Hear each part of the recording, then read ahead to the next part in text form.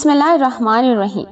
आज की इस वीडियो में मैं आपको एक मासूम लड़की के ऊपर आप बीती दुख भरी सच्ची कहानी सुनाने जा रही हूँ। लेकिन कहानी सुनने से पहले नए आने वालों से गुजारिश है कि हमारे चैनल को सब्सक्राइब करें और हमारी वीडियो सबसे पहले देखने के लिए बेल आइकन को क्लिक कीजिए। चलिए शुरू करते हैं आज की अपनी कहानी। आधी रात को अचानक मेरी आंख खुली तो मैं ये देखकर हैरान रह गई कि मेरा शौहर बिस्तर पर मौजूद नहीं थे। पहले तो मुझे लगा कि शायद वो वॉशरूम में ना हो, मगर जब 10-15 मिनट गुजर गए वो बाहर ना आए तो मैं उठी और इधर उधर देखने लगी। अहमद को कहीं न पाकर मैं तेजी से बाहर की जानिब लपक गई। अभी मैंने हवेली के सहन में कदम ही रखा था कि घर के बैरूनी दरवाजे से अहमद आता हुआ नजर आया। रात के इस पहर इन्हें बाहर से आता देखकर मुझे बहुत तहज्जुब हुआ। अहमद पहले मुझे देखकर चौंक गए, मगर चंद ही सेकंड में इन्होंने अपने तासुरात नॉर्मल कर लिए।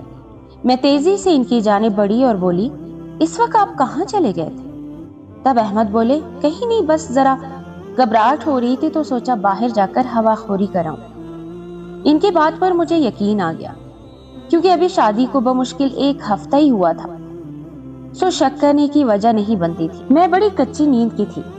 अगली रात फिर अचानक आंख खुली तो हस्बे मामूल अहमद अपने कमरे में मौजूद नहीं थे। मैं जल्दी से उठी और सहन के गेट की जानिब बढ़ी। अभी मुझे गेट से 1 कदम बाहर निकाले चंद मिनट ही हुए थे कि सामने से अहमद आता हुआ नजर आया।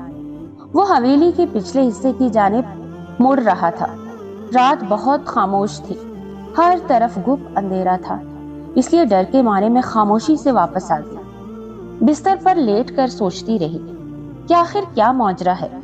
थोड़ी देर बाद अहमद वापस आ गए, मगर मैंने इनसे कुछ नहीं पूछा और खामोशी से सो गई। मगर इसके बाद मेरा दिमाग एक अजीब सी उलझन का शिकार था। अगले दिन मैंने घर की मुलाजमा से पूछा कि घर के पिछले हिस्से में कौन रहता है। मेरी बात सुनकर मुलाजमा ने हैरत से मुंह पर हाथ रख लिया और बोली, बीबी जी, आज तो आपने ये बात कर ली है, मगर दोबारा मत कीजिएगा। साहब ने सख्ती से उस घर के बारे में बात करने से रोका हुआ है। कोई नहीं जानता कि उस घर में क्या है, कौन रहता है, इसलिए आप भी दोबारा उस घर के बारे में कोई सवाल मत कीजिएगा। ये कहकर वो अपनी फटी हुई आंखें लेकर वहां से निकल गई। मैं काफी देर इसके रवैये पर हैरान खड़ी सोचती रह गई। आखिर मैं इस नतीजे पर पहुंची कि शाम को जब अहमद आएगा तो इससे सच्चाई मालूम करूंगी। मैं जानती थी अहमद मुझसे बेपनाह मोहब्बत करता है, मुझसे कुछ नहीं छुपाएगा।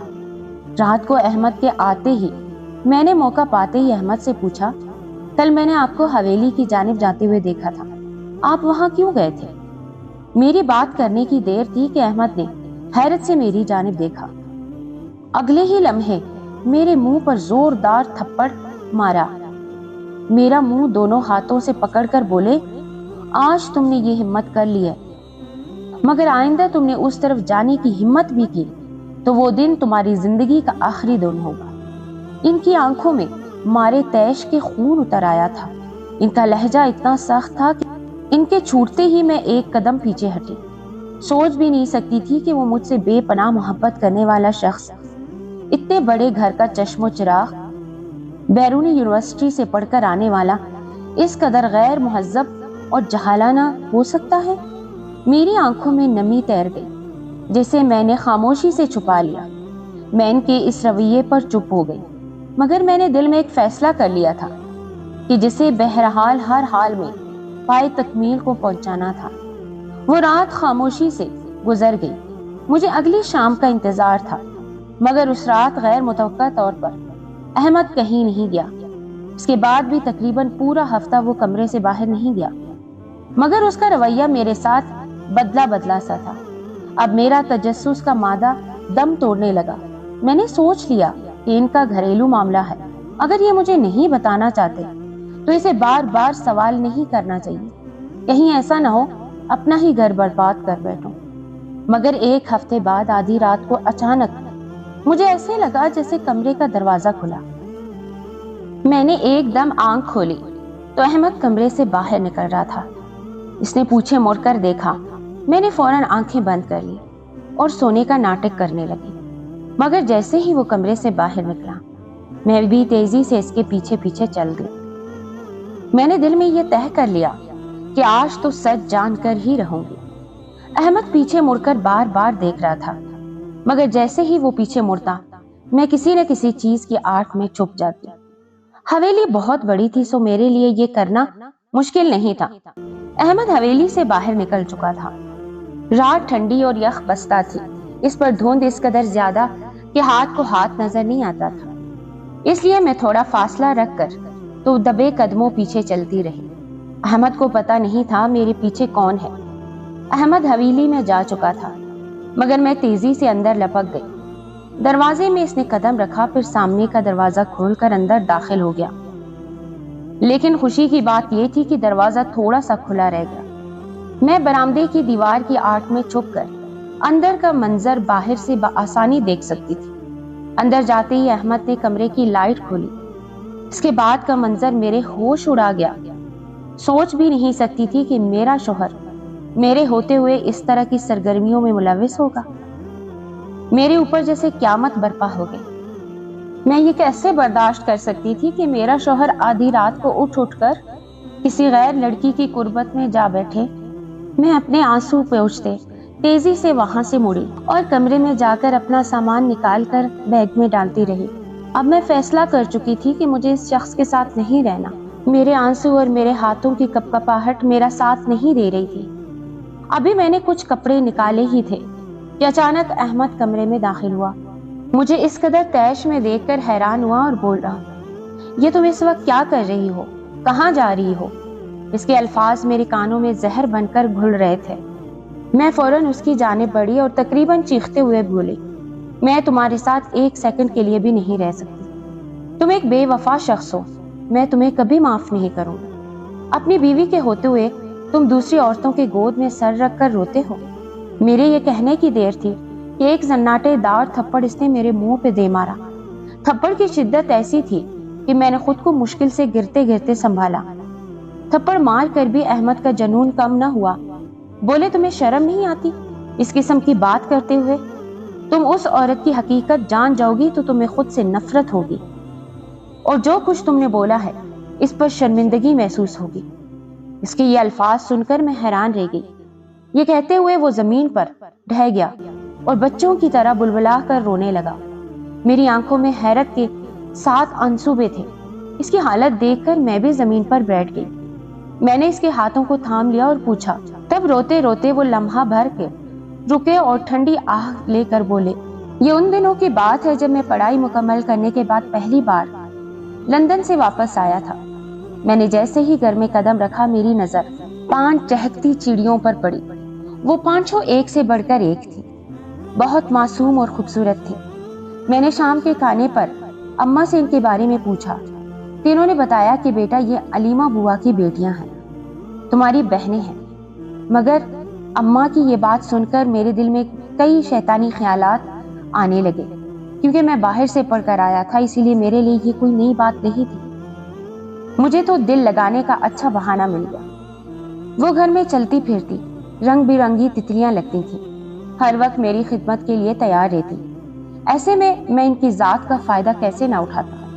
میں نے ایک ایک کر کے ان 5 بہنوں کو اپنی گرفت میں لے لیا۔ وہ پوری طرح میرے جال میں پھنس چکی تھی۔ میں نے باری باری ان 5 کے ساتھ اپنی شیطانی خواہشات کو پورا کیا۔ میں ہر ایک سے مختلف وقت میں ملتا تھا تاکہ کسی کو شک نہ ہو۔ ان میں سے سب سے چھوٹی 14 سال کی تھی، جو مجھے بہت پیاری لگتی تھی۔ وہ ساری لڑکیاں انتہائی معصوم تھیں، لہٰذا آسانی سے میرے بہکاوے میں آ جاتی۔ حلیمہ بوا تو یہی سمجھتی تھی کہ میں ان کے لیے بھائیوں کی طرح ہوں، مگر میری زندگی لطف اور سرور سے بھر چکی تھی۔ میں نے اپنے پیروں تلے مسلتا رہا، لیکن میرا برا وقت اس وقت شروع ہوا جب ایک رات ان کی سب سے چھوٹی بیٹی میرے کمرے میں آئی اور بولی، صاحب جی میں ماں بننے والی ہوں۔ اس کی بات سن کر میں ہکا بکا رہ گیا، بالکل انجان بن گیا۔ میں نے کہا، یہ تم کیا کہہ رہی ہو؟ تب وہ میرے پاؤں میں گر کر بولی، صاحب جی سچ کہہ رہی ہوں، میں آپ کے بچے کی ماں بننے والی ہوں۔ یہ سن کر پھر میرا دماغ سن ہو گیا۔ میں نے اسے پرے دھکیلا اور کہا، یہ کیا بکواس کر رہی ہو؟ पता नहीं किसका गन तुम मुझ पर थोप रही हो। वो मेरे सामने रोती रही, हाथ जोड़कर कहती, खुदा के लिए साहिब जी इसे कबूल कर ले, वरना मैं कहीं की नहीं रहूंगी। आप जानते हैं कि आप ही का बच्चा है। मुझे तो आज तक किसी नामुहर्रम ने छुआ तक नहीं, मगर मैंने इसकी कोई फरियाद नहीं सुनी। इसे कमरे से निकाल दिया, जबकि मुझे ये तो मालूम ही था कि बच्चा मेरा ही है। अगली सुबह अलीमा बुआ मेरी अम्मी के पास आई, इन्हें सब कुछ बता दिया। वो बहुत रोई, गिड़गिड़ाई, मगर मेरी माँ ने इसे बहुत ज्यादा बेइज्जत किया और कहा, तुम्हें शर्म नहीं आती मालिकों के बेटों पर इस तरह का घटिया इल्जाम लगाते हुए? ये सब तुम गरीबों की चाल होती है, हम जैसे बड़े घरों के बच्चे फंसाने के लिए। मेरे बेटे का मयार इतना गिरा हुआ नहीं कि वो एक नौकरानी के साथ ऐसे ताल्लुकात कायम करे। मेरी माँ ने अलीमा बुआ को धुतकार कर इसे घर से निकाल दिया। उसी शाम हमें मालूम हुआ कि इनकी छोटी बेटी ने खुदकुशी कर ली है। फिर अलीमा बुआ अपनी बाकी लड़कियों को लेकर यहाँ से कहीं दूर चली गई और दोबारा कभी वापस नहीं आई। मेरे दिल में एहसास नदामत तो बहुत था, मगर मैं बिल्कुल खामोश रहा। अगर कुछ कहता तो पूरे खानदान की इज्जत खाक में मिल जाती। इसके बाद फिर से जिंदगी एक नई डिगर से शुरू हो जाती है। सब कुछ अपने मामूल के मुताबिक चल रहा था। मेरी बहन अहमन, जो कि कॉलेज जाती थी, एक दिन उसने मुझे फोन पर बताया कि भाई, मेरा प्रैक्टिकल का काम है, इसीलिए मुझे आने में देर हो जाएगी, आप मुझे 4 बजे लेने आ जाना। उस रोज हमारा ड्राइवर भी छुट्टी पर था, इसलिए लेने मुझे ही जाना था। मगर अल्लाह की करनी ऐसी, उस दिन मैं अपने दोस्तों के साथ घूमने बाहर चला गया। मुझे बाहर गए हुए रात के 11 बज गए। अचानक मुझे मेरी माँ का फोन आया। इन्होंने बताया कि अहमन अभी तक घर वापस नहीं आई, इसका फोन भी बंद जा रहा है। उसी वक्त मुझे ख्याल आया कि अमन ने तो मुझे कहा था कि मैं 4 बजे लेने आ जाऊं। मैं जानता था मेरी बहन बहुत डरपोक है, अकेले एक कदम भी नहीं उठा सकती। मैं तेजी से वहां से उठा और अंधाधुंध गाड़ी चलाता हुआ उसके कॉलेज जा पहुंचा, मगर वहां पर कोई मौजूद नहीं था। कॉलेज का गेट खुला हुआ था। मैं जल्दी से कॉलेज के अंदर गया और पागलों की तरह अपनी बहन को ढूंढने लगा। मेरी रगों में खून किसी खौफ के तहत उबल रहा था। जहन में अजीब किस्म के वहम उठ रहे थे। मैंने तकरीबन हर जगह इसे ढूंढ लिया। सारे कमरे बाहर से बंद थे। जैसे ही मैं गेट की तरफ बढ़ने लगा, मेरी नजर कॉलेज के वॉशरूम्स पर पड़ी, जिनमें से कुछ के दरवाजे खुले हुए थे और कुछ के बंद थे। मैं तेजी से इनकी तरफ लपका। जैसे ही मैंने पहला वॉशरूम का दरवाजा खोला तो मेरे सामने का मंजर मेरे लिए इंतहाई वहशतनाक था। मैंने अपनी बहन को ऐसी हालत में देखा, शायद कोई भी भाई इसे लफ्जों में बयान नहीं कर सकता। इसे देखते ही मेरे पैरों तले से जमीन निकल गई। मुझे लगा जैसे पूरे कॉलेज की इमारत मेरे ऊपर आन गिरी हो। मैंने जल्दी से अपने गले में लिपटी शाल को उतारा और नीमुर्ता बहन के वजूद को इसमें मैंने लपेट लिया। मेरे हाथ खौफ से कप कप कर रहे थे। जब मलिक मोहम्मद अहमद को सच में खौफ महसूस हुआ, मेरी वो बहन थी जिसमें मेरी जान थी, कॉलेज की कामयाब तरीन तालबा थी जिसकी जहानत की हर कोई मिसाल देता था। वो कॉलेज की कामयाब तरीन तालबा थी। आज उसकी जिंदगी तबाह बर्बाद हो गई थी। कोई भी बआसानी बता सकता था कि इसके साथ कौन सा जुल्म हुआ है, मगर मैं इसे पूरी दुनिया से छुपाना चाहता था। मैं नहीं चाहता था अब कोई मेरी बहन पर गंदी नजर डाले। इसने हल्की सी आंखें खोली तो मैंने इसे अपने सीने से लगा लिया। मेरी आंखों से आंसू लड़ियों की सूरत में बहते जा रहे थे। मेरे साथ लगते ही वो इतना बोली, भैया आप कहाँ चले गए थे? मैंने आपका इतना इंतजार किया, आप कहाँ रह गए थे भैया? नीम गनिंदगी में बस वो इतना ही कह पाई थी, मगर फिर वो खामोश हो गई, हमेशा हमेशा के लिए। मैंने तेजी से गाड़ी अस्पताल की तरफ बढ़ाई, क्योंकि मैं उसे इस तरह जिंदगी से लड़ते नहीं देख सकता था। पूरे खानदान को ये बात पता चल गई थी कि ऐमन एक पूरी रात घर से गायब रही, इसलिए हम ऐमन के बारे में किसी को कुछ नहीं बता सकते। डॉक्टर ने टेस्ट करने के बाद जो रिपोर्ट लिख कर दी, मेरी आंखें फटी की फटी रह गई। मेरी बहन के साथ इज्तिमाई ज्यादती की गई थी। तफ्तीश करने पर मालूम हुआ कि चौकीदार और इसके 4 साथियों ने मिलकर मेरी बहन को अपनी दरिंदगी का निशाना बनाया। ये एक ऐसा राज था जो हमने किसी पर आया नहीं होने दिया। लेकिन उस दिन के बाद से मुझे अपने वजूद से नफरत हो गई, क्योंकि ये मैं ही था जिसने ऐमन को इस मुकाम तक पहुंचाया। पूरे खानदान में ہم نے یہی مشہور کیا کہ ایمن مر گئی ہے۔ ہم نے اس کا نماز جنازہ بھی پڑھا دیا۔ کوئی ایمن کے بارے میں کچھ نہیں جانتا، جبکہ سچ تو یہ ہے کہ ایمن جیتے جی ہی مر چکی تھی۔ اس کے 3 دن بعد اسے ہوش آیا، مگر اس نے ایک چپ سی ساتھ لی اور ڈاکٹر نے اس پر ایک جان لیوا انکشاف کیا کہ میری بہن کبھی چل نہیں سکے گی۔ وہ 1 مہینہ ہسپتال میں رہی۔ 1 مہینے میں نے اپنے والدین کو بھی کھو دیا۔ میری بہن بھی دوبارہ زندگی کی طرف لوٹ کر نہیں آئی۔ میری زندگی یکسر بدل گئی۔ اس وقت مجھے رہ کر علیمہ بوا کا خیال آیا تھا۔ وہ سب میرے گناہوں کی سزا تھی جو میری بہن کو مل رہی تھی۔ میں نے رو کر اللہ سے اپنے گناہوں کی معافی مانگی، مگر شاید میرا گناہ میری معافی تلافی سے بڑا تھا۔ میں نے اپنی بہن کو گھر لا کر سب کو یہ نہیں بتایا کہ وہ زندہ ہے۔ میں ہر رات اس سے ملنے جاتا ہوں، اس سے باتیں کرتا ہوں، مگر وہ میری کسی بات کا جواب نہیں دینا چاہتی۔ میں اس کی آواز سننا چاہتا ہوں، مگر وہ کچھ نہیں کہتی۔ میں چاہتا ہوں وہ مجھ سے لڑے، چھوٹی چھوٹی فرمائشیں کرے، مگر اس کی تو جیسے ہر فرمائش دم توڑ چکی ہے۔ وہ دن میں تھوڑی دیر آرام کرتی ہے، مگر اس کی پوری رات جاگتے ہوئے گزرتی ہے۔ تمہارے آنے سے قبل میری زندگی میں بہت خاموشی اور بے رنگ ہو گئی تھی۔ میں اکثر راتوں کو ڈر جایا کرتا تھا، لیکن پھر تم میری زندگی میں آئی۔ میں نے تم سے شادی اس لیے کی کیونکہ تمہارا ساتھ پا کر میں زندگی کی طرف لوٹا تھا، مگر آج تم نے میری زندگی پر بہت بڑا داغ لگا دیا ہے۔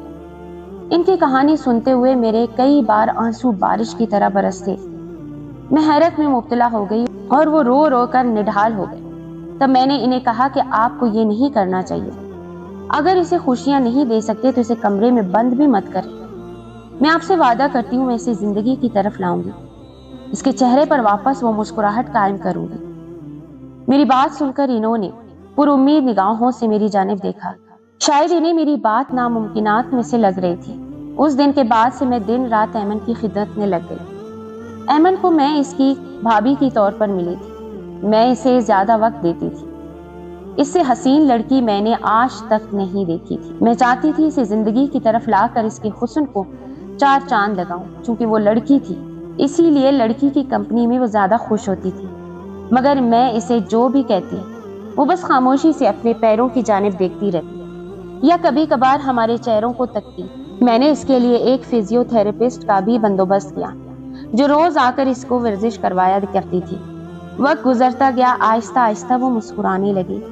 جس دن وہ پہلی بار مسکرائی وہ دن میرے اور احمد کے لیے بہت خاص تھا۔ اس کے بعد ہم نے اپنی کوششیں دگنی کر دی۔